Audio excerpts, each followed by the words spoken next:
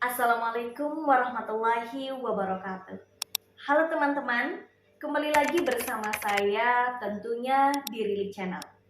Oke, di video kali ini saya masih melakukan pembahasan terkait dengan BPJS Ketenagakerjaan.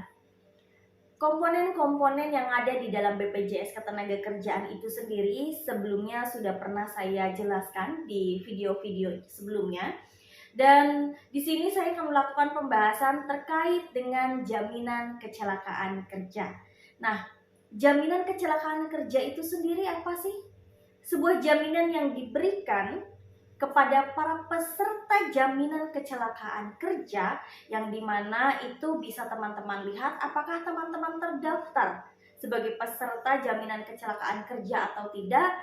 Silahkan monggo dicek untuk di aplikasi JMO-nya. Nah, setelah teman-teman melakukan pengecekan apakah teman-teman terdaftar dalam program jaminan kecelakaan kerja atau tidak, banyak dari teman-teman yang mempertanyakan apakah jaminan kecelakaan kerja ini bisa dicairkan.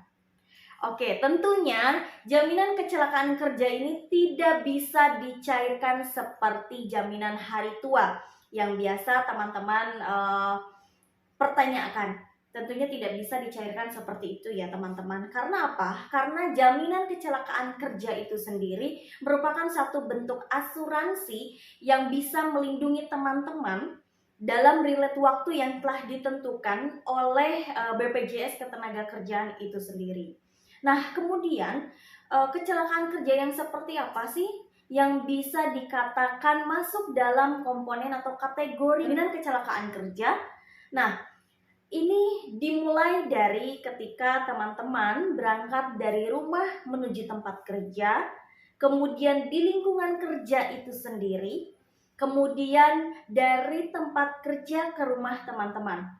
Tetapi teman-teman untuk yang area kerjanya di lapangan, jangan merasa bahwa itu hanya tercover dalam sebuah perjalanan kemudian di area kerja saja, tidak. Tentunya ketika teman-teman melakukan dinas, baik itu dinas dalam kota, luar kota, atau bahkan dinas luar negeri pun itu seharusnya masih di cover oleh BPJS Ketenagakerjaan. Nah, kemudian teman-teman, bagaimana sih perhitungan atau apa saja sih yang di cover oleh BPJS Ketenagakerjaan apabila terjadi kecelakaan kerja? Yang pertama yang bisa diklaim itu adalah pengangkutan atau transportasi yang digunakan untuk membantu teman-teman menuju pada pelayanan kesehatan. Nah, dalam hal ini tadi saya katakan bahwa itu bisa berlaku untuk mode transportasi laut, daratan, dan udara. Nah, kemudian di sana ada besaran-besaran maksimum yang diberikan untuk pengangkutan itu sendiri. Nah, mode transportasi yang digunakan itu seperti di daratan itu bisa menggunakan ambulan, kemudian atau mobil, taksi online dan lain sebagainya itu bisa diklaim. Kemudian di udara menggunakan pesawat, lautan menggunakan kapal dan lain sebagainya itu tetap masih bisa di cover biaya untuk pengangkutan teman-teman menuju pelayanan kesehatan. Nah, kemudian untuk biayanya ada biaya maksimum untuk pengangkutan itu sendiri, dimana kalau itu berupa pengangkutannya mode darat atau mode transportasi darat, maksimum biaya yang di cover yaitu sebesar 750.000. Kemudian untuk mode transportasi yang digunakan untuk laut itu nominalnya sebesar maksimal 1 juta rupiah, dan untuk mode transportasi udara yang digunakan dalam pengangkutan itu sebesar 2 juta rupiah. Kemudian setelah dari itu rumah sakit yang biasanya direkomendasikan oleh BPJS Ketenagakerjaan itu sendiri adalah rumah sakit daerah atau rumah sakit swasta yang sudah bekerja sama dengan BPJS Ketenagakerjaan. Atau kalau misalkan rumah sakit swasta tersebut tidak bekerja sama dengan BPJS Ketenagakerjaan, maka nantinya segala bentuk klaim dan pengobatan serta bentuk biaya-biaya yang dikeluarkan akan disetarakan dengan rumah sakit yang sudah bekerja sama dengan BPJS Ketenagakerjaan. Nah, kemudian setelah pengangkutan itu sendiri di cover oleh BPJS, maka ada biaya pengobatan atau perawatan itu sendiri. Nah, untuk biaya pengobatan atau perawatan itu sendiri maksimum nominalnya yaitu 20 juta rupiah. Kemudian selain dari biaya pengobatan itu sendiri ada santunan sementara tidak bisa melakukan pekerjaan, yang dimana nominalnya pada 4 bulan pertama yaitu dibayarkan sebesar 100% upah. Kemudian 4 bulan berikutnya, artinya dari bulan ke-5 sampai dengan bulan ke-8, yaitu 75% dari upah. Dan selanjutnya atau hari setelah 8 bulan ini, itu per harinya akan dikenakan 50% per hari. Setelah dari itu, yang masih ditanggung oleh BPJS Ketenagakerjaan dalam kecelakaan kerja adalah biaya rehabilitasi medik sebesar 2 juta rupiah. Kemudian setelah dari itu ada pergantian protes gigi maksimum yaitu sebesar 2 juta rupiah apabila kecelakaan kerja itu menyentuh unsur ini ya teman-teman. Kemudian hasil dari pengobatan atau dari perawatan itu sendiri bisa menghasilkan beberapa kategori ya. Apabila itu kecelakaan kerjanya ringan, maka bisa kembali bekerja seperti biasa. Kemudian apabila cacat pun ada 3 kategori ya teman-teman. Yang pertama yaitu cacat tetap atau total. Kemudian cacat tetap tapi sebagian.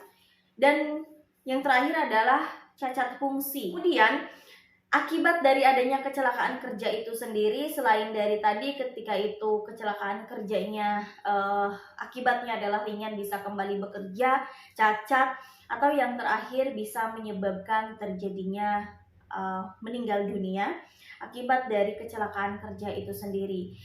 Kemudian tadi ketika itu dikategorikan sebagai cacat tetap atau ya cacat total, di sini dari BPJS Ketenagakerjaan itu ada santunan, di mana santunan ini yang pertama yaitu santunan sekaligus yang termasuk dalam kategori cacat total untuk selamanya, yaitu 70% kali 8 bulan upah.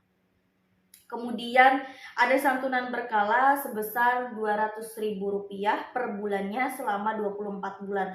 Nah, hal ini bisa dibayarkan secara langsung oleh BPJS Ketenagakerjaan.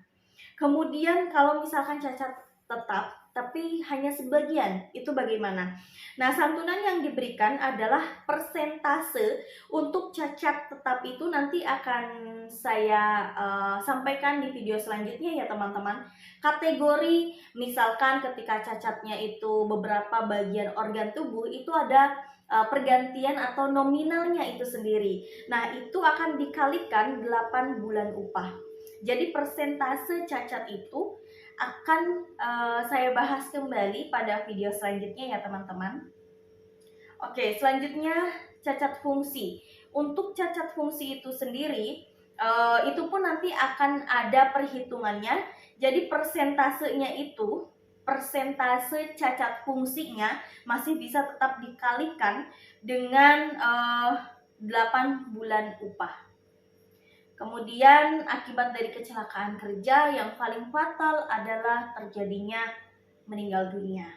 Nah, kalau meninggal dunia itu sendiri itu berbeda sendiri kategorinya, di mana santunan sekaligus sebesar 60% dikali 8 bulan upah. Kemudian santunan secara berkala 200.000 selama 24 bulan, artinya selama 2 tahun, dan biaya pemakaman yang nominalnya maksimum di angka 2 juta rupiah. Nah, itulah teman-teman tadi perhitungan-perhitungan terkait dengan biaya atau besaran-besaran yang dikeluarkan oleh BPJS Ketenagakerjaan akibat adanya sebuah kecelakaan kerja. Ketika teman-teman melakukan banyak pertanyaan, kalau misalkan biaya pengobatan tadi itu maksimum di 20 juta, kemudian dari teman-teman sendiri, misalkan biaya yang dikeluarkan di sebuah rumah sakit itu lebih dari 20 juta, bagaimana? Nah, menurut PP nomor 44 tahun 2015, pemberi kerja itu wajib mengcover biaya kekurangan dari nominal yang sudah dikeluarkan oleh BPJS Ketenagakerjaan.